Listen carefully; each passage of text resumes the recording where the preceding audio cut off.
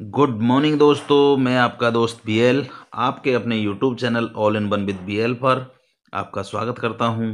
दोस्तों, मैं फिर से हाजिर हूं राजस्थान के एक और ज़िले का सामान्य ज्ञान लेकर के। तो आज हम पढ़ते हैं बीकानेर संभाग का हनुमानगढ़ जिला।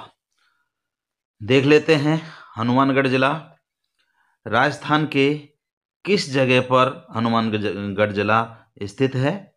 तो आपकी स्क्रीन पर राजस्थान का मैप, और मैं थोड़ा जूम कर देता हूं, और जूम करने से आपको मैं आउटर लाइन करता हूं। ये आपका हो गया हनुमानगढ़ जिला, ये आपका हनुमानगढ़ जिला है। और हनुमानगढ़ जिला की जो सीमा है वो सीमा आपको पता है कि ये अभी अंतर्राज्यीय सीमा बनाती है। और अंतर्राज्यीय सीमा में आप देखिए कि इस डायरेक्शन में आपका कौन सा है, हरियाणा। तो ये हरियाणा के साथ भी इसकी सीमा लगती है। और इस डायरेक्शन में क्या है, पंजाब। तो पंजाब के साथ भी हनुमानगढ़ की सीमा लगती है। तो अंतर्राज्यीय सीमा में हनुमानगढ़ की सीमा हरियाणा और पंजाब के साथ लगती है। इसके अतिरिक्त राजस्थान के जिन अन्य जिलों के साथ में हनुमानगढ़ की सीमा लगती है, तो आप देख लीजिए, श्री गंगानगर के साथ में हनुमानगढ़ की सीमा है, इधर बीकानेर के साथ में हनुमानगढ़ की सीमा है, और इधर चूरू के साथ में हनुमानगढ़ की सीमा है।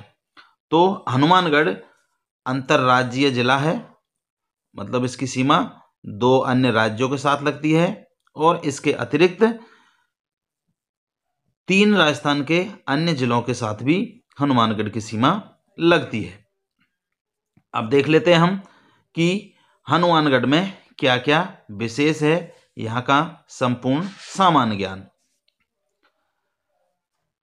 अब आपके बीकानेर संभाग का जो हनुमानगढ़ जिला है उसकी स्थापना के बारे में देख लेते हैं कि इसकी जो हनुमानगढ़ की जिला के रूप में जो स्थापना हुई थी वो हुई थी 12 जुलाई 1994 को, और ये राजस्थान का 31वां जिला बनाया गया था। राजस्थान का कौन सा 31वां जिला। हनुमानगढ़ का जो प्राचीन क्षेत्रीय नाम था वो था योधेय प्रदेश। योधेय प्रदेश को प्राचीन समय में कहते थे। और ये जिस रियासत का हिस्सा था वो थी बीकानेर रियासत। तो बीकानेर रियासत का ये हिस्सा हुआ करता था और अभी बीकानेर संभाग का ही हिस्सा है। हनुमानगढ़ जो नाम है, जो जिले का हनुमानगढ़ नाम पड़ा है, तो उसका कारण क्या है। तो हनुमानगढ़ के अंदर एक भटनेर दुर्ग है, उस पर सूरत सिंह जो बीकानेर के राजा थे, उन्होंने आक्रमण किया और 1805 ईस्वी में इस किले को जीत लिया था। और जीतने का जिस दिन ये भटनेर का किला जीता गया था उस दिन था मंगलवार, और मंगलवार है हनुमान जी का दिन। और इसी कारण से ऐसा कहा जाता है कि हनुमानगढ़ का नाम हनुमानगढ़ पड़ा था। अब हनुमानगढ़ के उपनाम देख लेते हैं। तो इसे कहते हैं फलों की टोकरी, क्योंकि यहाँ पे फल बहुत ज़्यादा मात्रा में पैदावार होते हैं। अब देख लेते हैं यहाँ का भौगोलिक परिदृश्य। भौगोलिक परिदृश्य में जो हनुमानगढ़ की आकृति है, जो अभी आपने मैप में देखा, वो एल जैसी या सोफे नुमा जैसी है, लगभग इस तरह से। तो सोफे नुमा या एल जैसी आकृति हनुमानगढ़ की है। और इसकी सीमा है, अंतर्राज्यीय सीमा है, जो आपको अभी मैप पर बताया था, पंजाब और हरियाणा के साथ में। यहाँ की जलवायु जो है वो अर्ध शुष्क यहाँ की जलवायु है। और कोपेन के अनुसार जो है वो है BWHW, और BWHW का मतलब होता है उष्णकटिबंधीय शुष्क गर्म जलवायु। तो ये यहाँ की जलवायु हो गई। अब देख लेते हैं हनुमानगढ़ में वर्षा कितनी होती है। तो वर्षा यहाँ पर होती है 25 से 50 सेंटीमीटर, मतलब वर्षा एवरेज से थोड़ी कम होती है। यहाँ की जो मिट्टी है वो पीली भूरी मिट्टी है और जलोढ़ मिट्टी है, दोनों प्रकार की मिट्टी, पीली भूरी मिट्टी पाई जाती है और जलोढ़ मिट्टी भी पाई जाती है। यहाँ पर जो फसल है तो सरसों, गेहूँ, जौ, गन्ना, कपास, ये यहाँ पर पैदा होते हैं। और यहाँ पे जो कपास है उसको कहते हैं नरमा। कपास को क्या कहते हैं, यहाँ पे जो कपास पैदा होती है उसको नरमा कहते हैं। यहाँ की जो वनस्पति है वो मरुदभिद वनस्पति यहाँ पर पाई जाती है। यहाँ पे एक नदी है, वो है घग्गर नदी। घग्गर नदी हनुमानगढ़ के अंदर बहती है। और यहाँ पर एक झील है, वो है तलवाड़ा झील। तो यहाँ पर एक ही नदी है जो घग्गर नदी है, और एक ही झील है वो तलवाड़ा झील है। अब हम देख लेते हैं यहाँ का ऐतिहासिक परिदृश्य कि हनुमानगढ़ में ऐतिहासिक परिदृश्य में क्या क्या है। तो हनुमानगढ़ में कई सभ्यताएं पनपी है, जैसे कालीबंगा की सभ्यता है, पीली बंगा की सभ्यता है और रंगमहल की सभ्यता। ये तीनों सभ्यताएं हनुमानगढ़ जिले के अंदर आती है। अब कालीबंगा जो सभ्यता है वो घग्गर नदी के किनारे है। आपने अभी देखा कि नदी यहाँ पर घग्गर नदी है, तो उसके किनारे कालीबंगा सभ्यता है। और ये सभ्यता हड़प्पा कालीन सभ्यता है। हड़प्पा काल जो सभ्यता है उसके समकक्ष ये सभ्यता है। और इसकी खोज जो की थी वो अमलानंद घोष ने की थी। और इसका जो उत्खनन किया था वो B.K. थापर और B.V. लाल, दो व्यक्तियों ने मिलकर के इसका खनन किया था। और यहाँ पे जो प्रमाण मिले थे कालीबंगा सभ्यता के अंदर, उनमें से तोलने के बांट, जो केजी आधा केजी इस तरह के कपास के अवशेष की यहाँ की कपास पैदा होती थी, खेती के प्रमाण की यहाँ पे पैदावार की जाती थी, नगर नियोजन के प्रमाण, प्रॉपर तरीके से नगर का बसा हुआ होना, नालियाँ होना, रोड होना, शल्य चिकित्सा के प्रमाण जो आज के वक्त में ऑपरेशन करते उस तरह के प्रमाण भी यहाँ पे मिले हैं, अग्निकुंड के प्रमाण। इससे पता चलता है कि यहाँ पर पूजा पाठ और यज्ञ वगैरह होते थे। और चूल्हे का प्रमाण, मतलब चूल्हे पर खाना बनाना, इस तरह के प्रमाण भी यहाँ पर कालीबंगा सभ्यता के अंदर मिले हैं। और जो डॉक्टर दशरथ शर्मा थे, उन्होंने कालीबंगा सभ्यता को हड़प्पा और सिंधु सभ्यता की तीसरी राजधानी भी कहा है। तो हड़प्पा और जो सिंधु सभ्यता है उसकी तीसरी राजधानी किसे कहा है? कालीबंगा सभ्यता को कहा है। और किसने कहा है? डॉक्टर दशरथ शर्मा ने कहा है। अब यहाँ पर कुछ परियोजना है, तो परियोजनाओं में आप देख लीजिए सिद्धमुख परियोजना या सिद्धमुख परियोजना जो सिंचाई काम आती है। ये क्या है? रावी नदी और ब्यास नदी, इन दोनों के संगम पर अतिरिक्त जल जो होता है इन दोनों का, नदियों का, जैसे इनमें बाढ़ आई इसका अतिरिक्त जल होता है, उसके लिए ये परियोजना बनाई गई है, निकाली गई है। और इससे जो लाभ हनुमानगढ़, बीकानेर और चूरू को राजस्थान में मिलता है, मतलब दोनों नदियों के अतिरिक्त पानी को इसमें दिया जाता है और हनुमानगढ़, बीकानेर और चूरू को ये पानी सिंचाई के रूप में मिलता है। दूसरी इंदिरा गांधी नहर परियोजना, IGNP जिसे हम कहते हैं, ये राजस्थान के टिब्बी गांव हनुमानगढ़ से प्रवेश करती है। आपको बताया था हनुमानगढ़ के सामान्य ज्ञान में। और हनुमानगढ़ में सिंचाई करने के लिए इस नहर से एक लिफ्ट नहर निकाली गई है, मतलब एक छोटी नहर निकाली गई है जिसे रावतसर शाखा कहते हैं। और इसी शाखा पर इंदिरा गांधी नहर परियोजना में जल का उद्घाटन किया गया था। वो गया था नौरंग देसर, एक जगह वहाँ पर 11 अक्टूबर 1963 को, और जो डॉक्टर सर्वपल्ली राधाकृष्णन द्वारा किया गया था। तो इंदिरा गांधी नहर परियोजना, वहाँ से एक शाखा निकाली गई है सिंचाई के लिए, रावतसर शाखा। और यहाँ पर जो जल का उद्घाटन किया था नौरंग देसर जगह पर 11 अक्टूबर 1963 को, वो डॉक्टर सर्वपल्ली राधाकृष्णन ने किया था। अब यहाँ पे हनुमानगढ़ में चौधरी कुंभाराम लिफ्ट परियोजना से भी सिंचाई की जाती है, मतलब इस नौरंग देसर के अलावा ये जो परियोजना है इसके अलावा एक और कुंभाराम लिफ्ट परियोजना यहाँ पर है, उससे भी सिंचाई हनुमानगढ़ में की जाती है। एक है इंडो डच जल निकासी कार्यक्रम।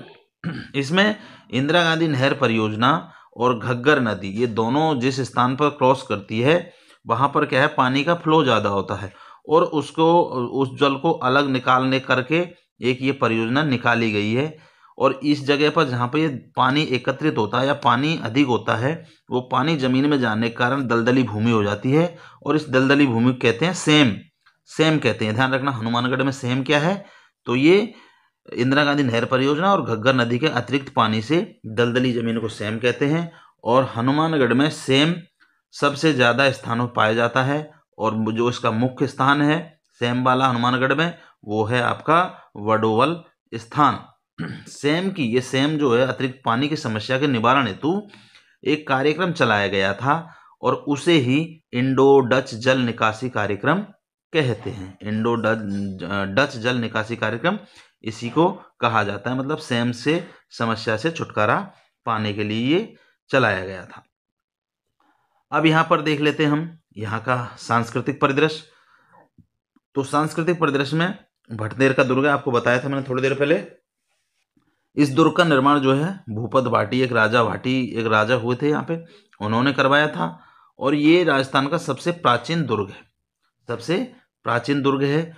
और जो सर्वाधिक विदेशी आक्रमण है झेलने वाला भी यही दुर्ग है, क्योंकि ये राजस्थान के उत्तर दिशा में स्थित है। और जो भी उत्तर दिशा से आक्रमणकारी आते थे तो पहला आक्रमण यहीं पर किया जाता था, हनुमानगढ़ के अंदर भटनेर दुर्ग पर।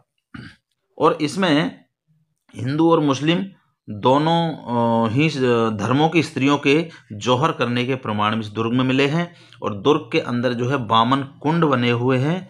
और इस दुर्ग की मजबूती, ये कितना मजबूत है, इसका उल्लेख तैमूर ने अपनी पुस्तक तजुके तैमूरी में किया है। और इस दुर्ग को उत्तरी सीमा का प्रहरी भी कहा जाता है। तो राजस्थान के उत्तर में है, तो राजस्थान की उत्तरी सीमा का प्रहरी कौन है, वो है भटनेर का दुर्ग। एक यहाँ पर शिला माता का मंदिर है। ये शिला माता के मंदिर में क्या है, नमक का पानी चढ़ाया जाता है। और यहाँ पर ऐसा कहा जाता है कि पूजा करने पर चर्म रोग ठीक हो जाता है। एक ब्राह्मणी माता का मंदिर है, ये पल्लू नाम की जगह है हनुमानगढ़ में, वहाँ स्थित है। कालीबंगा पुरातत्व संग्रहालय जो कालीबंगा में जो हनुमानगढ़ में स्थित है, और जो कालीबंगा में जो भी मतलब प्रमाण मिले हैं उनको यहाँ पर संभाल के रखा गया है। कबूतर साहिब गुरुद्वारा है, ये नौहर में है, हनुमानगढ़ में। ऐसा कहा जाता है कि एक बार गुरु गोविंद सिंह जी जो है वो नांदेड़ की यात्रा पर थे और नौहर से होकर के वो निकले थे, यहाँ रुके थे, इसी वजह से ये गुरुद्वारा यहाँ पर बनाया गया है। एक श्री गोगा जी का मंदिर है यहाँ पर। तो गोगा जी राजस्थान के लोक देवता, आपने लोक देवता में पढ़ा होगा। और इन्हें सांपों का देवता भी कहा जाता है। और इनका जो मंदिर का निर्माण है वो फिरोज तुगलक ने करवाया था। और बाद में जब ये जर्जर हो गया था ये मंदिर, तो इसका पुनर्निर्माण महाराजा गंगा सिंह ने करवाया था। और यहाँ पर हिंदू और मुगल वास्तुकला दिखाई देती है, मतलब दोनों ही तरह से ये मंदिर बना हुआ है।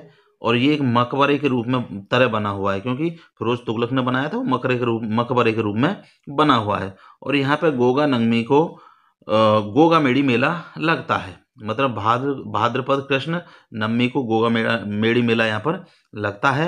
और मंदिर के प्रवेश द्वार पर बिस्मिल्लाह शब्द लिखा हुआ है। याद रखना, मंदिर के प्रवेश द्वार पर बिस्मिल्लाह शब्द कहाँ लिखा है, तो वो लिखा है श्री गोगा जी के मंदिर पर। अब आप याद रखना कि मैंने एक जगह बताया था जहाँ पर 9 बार अल्लाह शब्द लिखा हुआ है, वो किस इमारत के अंदर लिखा हुआ है, मुझे कमेंट बॉक्स में ज़रूर बताना। अगर आपने पुराने ज़िलों की, जो भी मैंने पिछले ज़िलों की जानकारी या सामान्य ज्ञान दिया है, उसमें मैंने एक बताया था कि एक इमारत पर 9 बार अल्लाह शब्द लिखा हुआ है, वो कौन सी इमारत पर लिखा हुआ है, कमेंट बॉक्स में ज़रूर बताना, मैं इंतज़ार करूँगा।